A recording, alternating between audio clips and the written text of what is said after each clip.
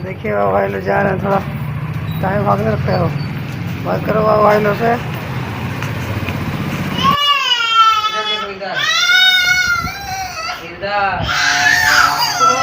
कितना चिल्ला रहे हैं। राजा ने कहा, मेरी माता का नाम सैब्या है और मेरे पिता का नाम शालिवाहन है। सूर्य वंश में मेरा जन्म हुआ है और जीमूत वाहन मेरा नाम है। हेलो बाबा भाई लोग, राम राम प्रणाम। और कैसे हैं आप लोग? उम्मीद करते हैं सभी लोग स्वस्थ होंगे, मस्त होंगे और चाची का वीडियो भी देख के और ज़्यादा मस्त होंगे। तो सभी बच्चों को पहले मेरे लिए दिल से आशीर्वाद, बड़ों को दिल से प्रणाम और मेरी उम्र के जो यार दोस्त होंगे उनको भी दिल से प्रणाम और टाटा बाय भी। परसों से जीवित पुत्रिका का व्रत त्यौहार की चीज़ें चल रही थी। कई लोगों ने 6 तारीख को व्रत किया, कई लोगों ने 7 को किया, यानी कि 5 को नहान खान, 6 तारीख को 6 अक्टूबर 2023 को हम बहुत लोगों ने व्रत किया है। और बहुत लोगों ने 7 तारीख को, जैसे हम लोगों ने क्या किया कि 6 तारीख के नहान खान से 7 को कल हम लोगों ने व्रत किया है ना। तो यही बताना चाह रही थी कि व्रत पूजा पाठ बाबू भाई लोग तो वो पंडित बताते हैं, पंचांग से निकलता है, बहुत सी चीज़ें हैं तो वो चीज़ निकलती है जिसको कि कई पंडितों के कई लोगों से बातचीत करके हम उसको व्रत को उठाते हैं और करते हैं। और व्रत किस लिए किया जाता है ये सभी को पता है कि भगवान से अपनी इच्छा अनुसार वर मांग सकें और भगवान हमारे परिवार को, हमारे लोगों को अच्छे से रखें, स्वस्थ रखें, खुश रखें, खुशहाल रखें। इसी सब के लिए औरतें एक मन की इच्छा पूर्ण के लिए व्रत करती हैं। लेकिन जीवित पुत्रिका का व्रत क्या होता है? जीवित पुत्रिका का व्रत माताएं अपने बच्चों के लिए, बच्चों की लंबी आयु के लिए, दीर्घायु के लिए, है ना। कई लोग यही मानते हैं कि ये जीवित पुत्रिका यानी सिर्फ पुत्र के लिए किया जाता है। लेकिन अक्सर मेरी जैसी कई औरतें ऐसी होंगी जो कि अपने किसी भी संतान के लिए, संतान बेटा हो या बेटी हो, एक माँ के लिए तो दोनों संतान बराबर है ना। कोई ही माँ समझती होगी कि बेटी बेटी है और बेटा बेटा है, जबकि ऐसी बात नहीं है बाबू भाई लोग। बच्चे दोनों भगवान ही दिए हैं, दोनों बच्चे भगवान का रूप हैं। एक हम पराई घर में भेज देते हैं बेटी को, तो इसका क्या मतलब कि बेटी हमारी अपनी नहीं है, हाँ? और बेटा हमारे पास रहता है, हमारे दुख सुख का साथी कहलाता है कि हमारे जीवन भर साथ देगा, हमारी जायदाद का वारिस बनेगा। तो ये जरूरी तो नहीं है, हाँ? बेटी भी वही कहो, जबकि लड़कों से ज़्यादा लड़कियां, बेटियां आजकल की है जो कि माँ के करीब रह रही हैं। कई ऐसी चीज़ें आप लोग देखे होंगे कि बेटा छोटी छोटी बातों को लड़ झगड़ के और माँ बाप को वृद्धाश्रम तक का रास्ता दिखा देता है, पहुँचाता है, छोड़ाता है। कई हमने संतों से भी सुना। एक संत की छोटी सी वाणी मैं सुनाऊंगी आप। वो वृद्धाश्रम तो नहीं लेकिन कुछ और अच्छी चीज़ दिखा रहे हैं, थोड़ा सा उनके बारे में भी जानिए। और जीवित पुत्रिका का क्या महत्व है। थोड़ा सा मैं व्रत कर रही थी तो पूजा कर रही थी तो थोड़ा सा याद आया, सोचा कि कई औरतें सोचती होंगी कि जीवित पुत्रिका क्यों रखा जाता है और इस व्रत को किसने किया, क्यों किया, इसका फल क्या है, महत्व क्या है। सारी चीज़ें जानने के लिए मैंने छोटी सी जो पूजा कर रही थी उसमें कथा जो पढ़ी भगवान के लिए, मैंने आपके लिए थोड़ा सा तेज़ बोल के और सुनाने की कोशिश की और कथा समझाने की कोशिश की बाबू भाई। तो ये ब्लॉगिंग आपकी चाची की उसी जीवित पुत्रिका व्रत की महत्व को बताएगा। और साथ में चाची का अपना विचार जान ही रहे हैं। मेरे लिए बेटा हो या बेटी हो, दोनों, हर माँ के लिए या हर बेटा या बेटी के लिए मैं यही कहना चाहूँगी, एक माँ बाप के लिए कभी भी बच्चे दो नहीं होते, बेटा और बेटी दोनों बराबर होते हैं। एक माँ के लिए तो भले लड़के समझ लें कि हमारी बहन है तो ससुराल जाएगी या उसका घर नहीं है, कुछ भी है। और बेटियां हमेशा खुद को पराया समझती हैं, जबकि बिल्कुल ना ऐसा समझे। मैं यही कहूँगी, हर बेटी से तुम्हारा अधिकार है, तुम लड़ के झगड़ के तुम यदि जिद पे आ जाओ तो शादी हुई है तो उसके बाद भी चाहो तो आज के तो कानून भी बन गया कि चाहे तो अपना बंटवारा ले ले, खेती में, बाड़ी में, घर में, द्वार में, सारी चीज़ें। लेकिन बेटियां नहीं करती हैं। क्यों नहीं करती हैं? क्योंकि उनके उसका भाई खुशहाल रहे, मायके में उसको कोई दिक्कत ना हो। कभी भाई बुलाए तो प्रेम से बहन को बुलाए, या 2 दिन यदि मन बढ़ाने के ससुराल में उसका मन नहीं लग रहा है, थोड़ा सा कितना दिन बेटी रहेगी, आएगी 2-4 दिन रहेगी, करेगी। लेकिन कोई बेटी, मान लीजिए कि किसी का सुहाग चला जाता है, कोई दुर्भाग्य से बेटी ससुराल नहीं जा पा रही है, तो उसका ये मतलब नहीं कि बेटी पराया हो गई।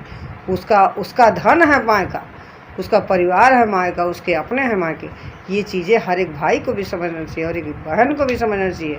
और जो नहीं समझता उसको समझाने की कोशिश करिए। माँ बाप हैं तो आप लोग समझाइए, और यदि माँ बाप जिसके गुजर गए हैं वो भाई और वो बहन भी समझे, है ना। तो बहुत सारी शिक्षा चाची देती आज, क्या करें। चाची थोड़ा सा पीछे जो जानते होंगे, मेरी पिछली वीडियो देखे होंगे तो जानते होंगे कि चाची एक पेशे से टीचर भी हैं, अध्यापिका हैं।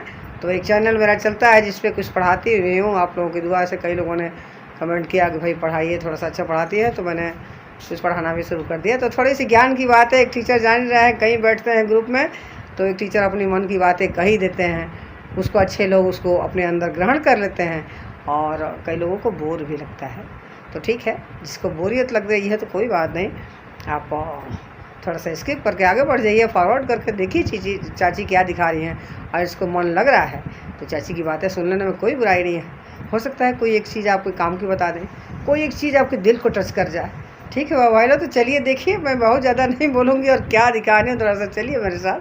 ठीक है, ख्याल रखिए लेकिन अपना भी, और साथ में क्या कहूँगी, अपने अपनों का भी। ओके चलिए फिर देखिए बाबा चल रहे हैं। आज है जितिया का नहान खान, तो नहान खान में चल रहे हैं, थोड़ा सा जितिया उतिया लेने बाबू के साथ। देखिए बाबू वहाँ गाड़ी लेके ना, चलिए मेरे साथ और उनको भी मिलाते हैं। चलिए बाजार का सब सामान लेना है थोड़ा सा। चलो बाय रुको। तो देखिए शुरुआत करती हूँ, आ गई हूँ थोड़ा सब्जी बाज़ार में, सब्जी वगैरह फल ले लो, फिर आगे की चीज़ दिखाते हैं। तो देखिए यहाँ पहले टमाटर लेते हूँ, टमाटर लौकी बैंगन ले ली हूँ। यूट्यूब पे आ जाओगे ना। 1 किलो। देखिए पैक हो गया सामान, मैं चलूँ अब। देखिए बाज़ार में कितनी भीड़ है, लाइट कम है लेकिन सबके यहाँ लाइट जल रहा है, देख रहे हैं ना। और यहाँ केला भी थोड़ा ले लेती हूँ, जबकि दूसरी जगह आई हूँ। केला और गाजर कैसे है, थोड़ा सा रात के लिए ले लेती हूँ, और आगे चल के थोड़ा फल भी लूँगी। अब सारी चीज़ ये दे दीजिए जी, थोड़ा सा गाजर भी ले लीजिए। चलिए अभी तक गरम जलेबी, बहुत भीड़ है मार्केट में। देखिए गरम जलेबी थोड़ा सा ले लो, बच्चों के लिए भीड़ किराना नहान खान है ना, तो सब बहुत भीड़ लगी है। और कई लोग तो कल जितिया 6 तारीख को रहेंगे, लेकिन हम लोग तो 7 को रहेंगे।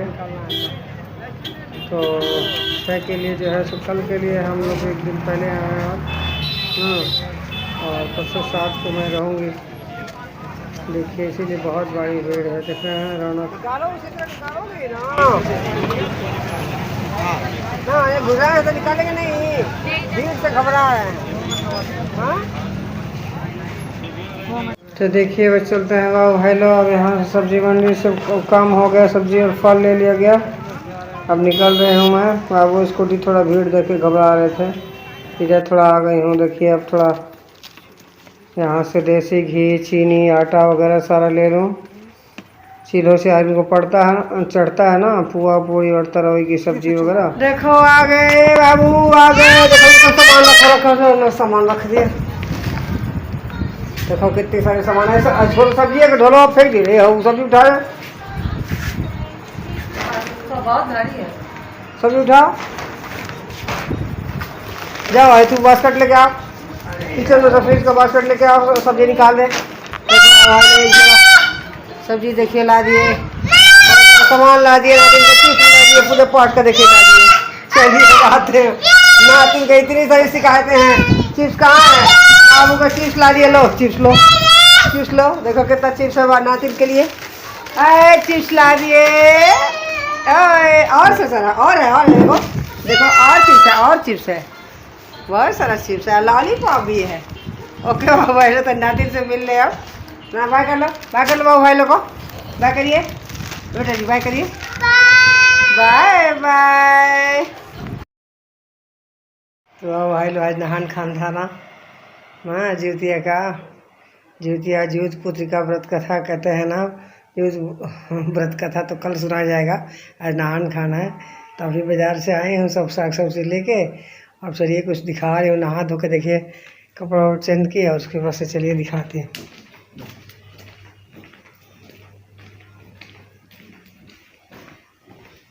देखिए आगे किचन में, और देखिए अभी दिखाने के लिए आपको फ़ोन लेके आए हो वीडियो के लिए। देखिए सब्जी की सब्जी यही चटती है, यही काटे हूँ अभी। देखिए सब काट उठ के अभी छौकी है, छौकी है। और देखिए बस अभी छौक के आई हूँ आपको दिखाने के लिए, भूल न जाओ।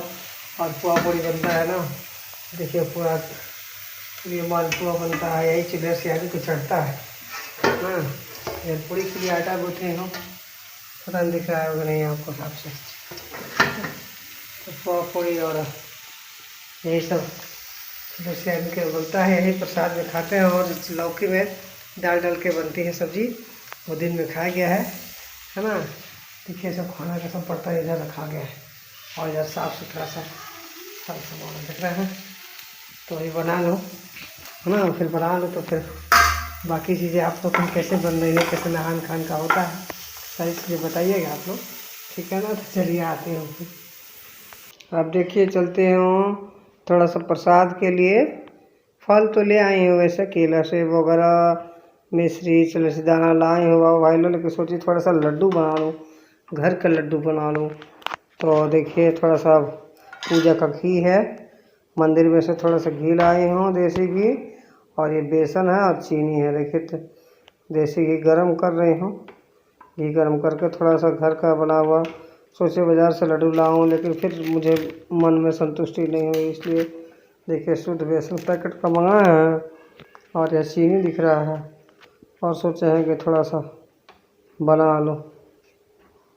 तो इस तरह से, और देखिए कैसे कैसे बना रही हूँ।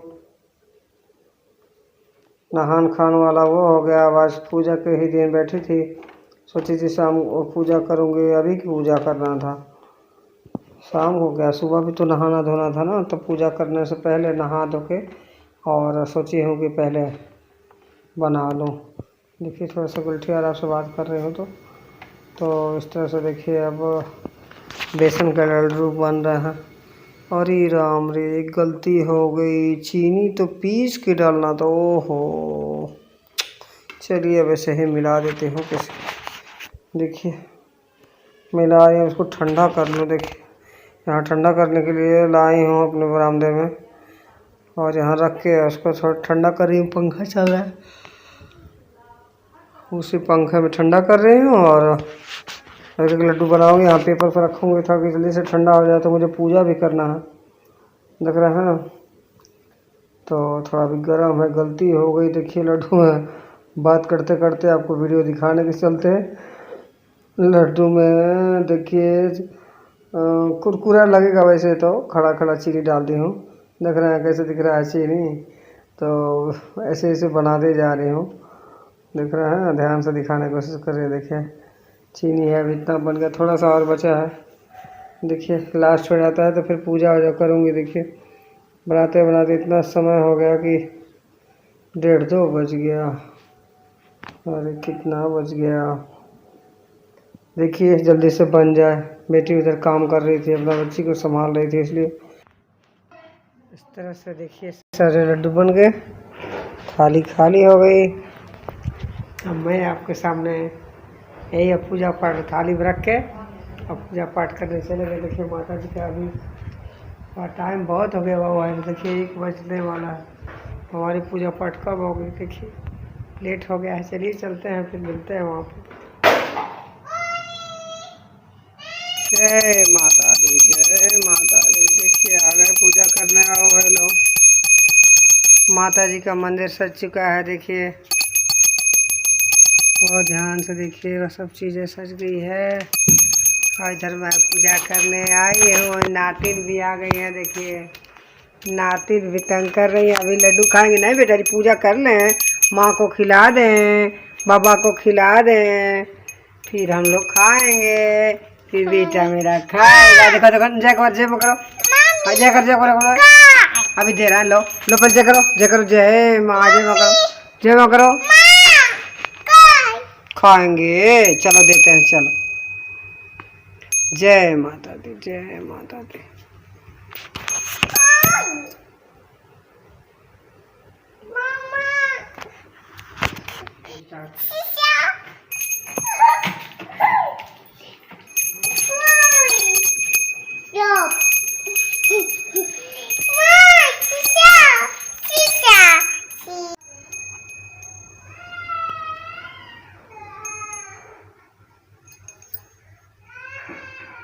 बाबू आ गए हैं, इसलिए गेट खोलने आए थे, स्कूल से आ गए। अब चलिए, पूजा अभी आधी बाकी है, अभी पूरे किए हैं, पूजा पाठ बाकी है, पाठ दिखाते हैं आपको, थोड़ा करते हैं, ठीक है, ख्याल रखिए। आया हूँ, छुआ हूँ, उंगली जल गया है, देखा लोहा गर्म था, दिखाओ है इसमें लोहा। तो अब पूजा करने चलते हैं। ओम नमो श्री जीवित पुत्रिका व्रत कथा। चलिए पूजा करते हैं। जय माता दी। जीवित पुत्रिका व्रत कथा। एक बार नौमिषारण्य के निवासी ऋषियों ने संसार के कल्याणार्थ सूत जी से पूछा, हे सूत, कलिकाल में लोगों के बालक किस तरह दीर्घायु होंगे, सो कहिए। सूत जी बोले, जब द्वापर युग का अंत और कलयुग का आरंभ था, उसी समय बहुत सी शोकाकुल स्त्रियों ने आपस में सलाह की कि क्या इस काल में माता के जीवित रहते पुत्र मर जाएंगे। जब वे आपस में कुछ निर्णय नहीं कर सकी, तब गौतम जी के पास पूछने के लिए गए। जब उनके पास पहुंची तो उस समय गौतम जी आनंद के साथ बैठे हुए थे। उनके सामने जाकर उन्होंने मस्तक झुकाकर प्रणाम किया। तदंतर स्त्रियों ने पूछा, हे प्रभु, इस कलयुग में लोगों के पुत्र किस तरह जीवित रहेंगे, इसके लिए कोई व्रत या तप हो तो कृपा करके बतलाइए। इस तरह उनकी बात सुनकर गौतम जी बोले, आपसे मैं वही बात कहूँगा जो मैंने पहले से सुन रखा है।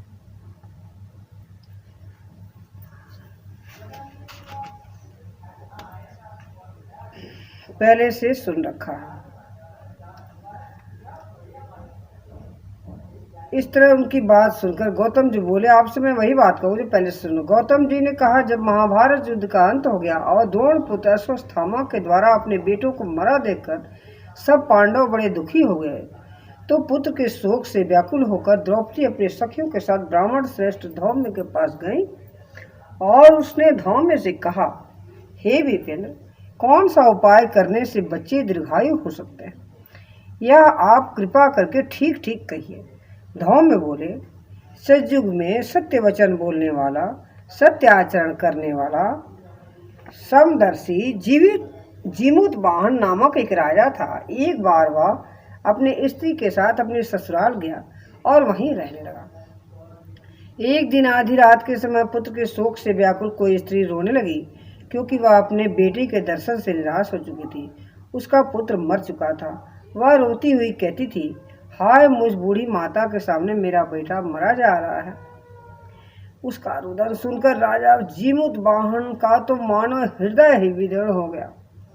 वह तत्काल उस स्त्री के पास गए और उनसे पूछा, माता, तुम्हारा बेटा कैसे मरा है? बूढ़ी ने कहा, गरुड़ प्रतिदिन आकर गांव के लड़कों को खा जाता है। इस पर उस दयालु राजा ने कहा, माता, अब रो मत, आनंद से बैठो, मैं तुम्हारे बच्चे को बचाने का पूरा प्रयत्न करता हूँ।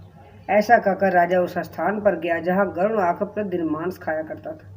उसी समय गरुड़ भी उस पर टूट पड़ा और मांस खाने लगा। जब अतिशय तेजस्वी गरुड़ ने राजा का बायां अंग खा लिया तो झट राजा ने अपना दाहिना अंग फेर कर गरुड़ के सामने कर दिया। यह देखकर गरुड़ ने कहा, तुम कोई देवता हो? कौन हो तुम मनुष्य तो नहीं जान पड़ते। अच्छा, अपना जन्म और कुल बताओ। पीड़ा से व्याकुल मन वाले राजा ने कहा, हे पक्षीराज, इस तरह के प्रश्न करना व्यर्थ है। तुम अपनी इच्छा से मेरा मांस खाओ। यह सुनकर गरुड़ रुक गए और बड़े आदर से राजा के जन्म और कुल की बात पूछने लगे। राजा ने कहा, मेरी माता का नाम शैब्या है और मेरे पिता का नाम शालिवाहन है।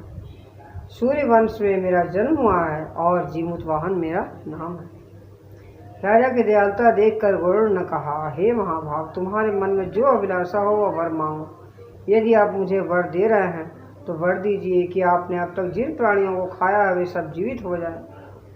हे स्वामीन, अब से आप यहाँ बालकों को ना खाएं और मेरा ऐसा उपाय करें, कोई ऐसा उपाय करें कि जहाँ जो उत्पन्न हो वे लोग बहुत दिनों तक जीवित रहें। धौम्य ने कहा कि पक्षीराज गरुड़ राजा को वरदान देकर स्वयं अमृत लाने के लिए नागलोक चले गए। वहाँ से अमृत लाकर उन्होंने उन मरे हुए मनुष्य की हड्डियों पर बरसाया। ऐसा करने से सब लोग जीवित हो गए जिनको कि पहले गरुड़ ने खाया था। राजा के त्याग और गरुड़ की कृपा से वहाँ गांव वालों का बहुत सारा कष्ट दूर हो गया। उस समय राजा के शरीर की शोभा दुगनी हो गई थी। राजा के दयालुता देखकर गरुड़ ने फिर कहा, मैं संसार के कल्याणार्थ एक और वरदान दूंगा। आज आश्विन कृष्ण सप्तमी से रहित शुभ अष्टमी तिथि है। आज ही तुमने यहाँ की प्रजा को जीवन दान दिया है। हे वत्स, अब से यह दिन ब्रह्म भाव हो गया है। जो मूर्ति भेद से विविध नामों से विख्यात है, वही त्रैलोक्य से पूजित दुर्गा अमृत प्राप्त करने के अर्थ में जीवित पुत्रिका कहलाई है। सो इस तिथि को जो स्त्रियां उस जीवित पुत्रिका की और कुश की आकृति बनाकर तुम्हारी पूजा करेंगी तो दिनों दिन उनका सौभाग्य बढ़ेगा और वंश को भी बढ़ती होती रहेगी। हे महाभाग, इस विषय में विचार करने की भी आवश्यकता नहीं है। हे राजन, सप्तमी से रहित और उदया तिथि की अष्टमी को व्रत करें, यानी सप्तमी विष्ट अष्टमी जिस दिन हो उस दिन व्रत ना रहकर शुद्ध अष्टमी को व्रत करें और नवमी में पारण करें। यदि इस पर ध्यान ना दिया गया तो फल नष्ट हो जाएगा और सौभाग्य तो अवश्य ही नष्ट हो जाएगा। जीमूतवाहन को इस तरह वरदान देकर गरुड़ वैकुंठ धाम को चले गए और राजा भी अपनी पत्नी के साथ अपने नगर को वापस चले गए। धौम्य द्रौपदी से कहते हैं, हे देवी, मैंने यह अतिशय दुर्लभ व्रत तुमको बताया है। इस व्रत के करने से बच्चे दीर्घायु होते हैं। हे देवी, तुम भी पूर्वोक्त विधि से यह व्रत और दुर्गा जी का पूजन करो तो तुम्हें अभिलाषित फल प्राप्त होगा। मुनिराज धौम्य के बात सुनकर द्रौपदी के हृदय में इस प्रकार का कौतूहल उत्पन्न हुआ और पूरा उसने स्त्रियों को बुलाकर उनके साथ यह उत्तम व्रत किया। गौतम ने कहा, यह व्रत और उनके प्रभाव को किसी एक चिल्ही ने सुन लिया। चिल्ही यानी कि चील, और अपनी सखी सियारिन को बतलाया। इसके बाद पीपल वृक्ष की शाखा पर बैठकर उस चिल्ही ने और उसी वृक्ष के एक खोते में बैठकर सियारिन ने भी व्रत किया। फिर वही चिल्ही किसी उत्तम ब्राह्मण के मुख से यह कथा सुनाई और पीपल के खोते में बैठी हुई अपनी सखी को सुनाया। सियारिन ने आधी कथा सुनी थी कि उसे भूख लग गई और वह उसी समय शौच से भरे हुए शमशान में पहुंची। वहां उसने इच्छा भर मांस का भोजन किया और चिल्ही बिना कुछ खाए पिए रह गई और सवेरा हो गया। सवेरे वह गौशाले में गई और वहां गौ का दूध पिया। इस तरह नवमी को उसने पारण कर लिया। कुछ दिनों बाद वे दोनों मर गईं और अयोध्या में किसी धनी व्यापारी के घर में जन्मी।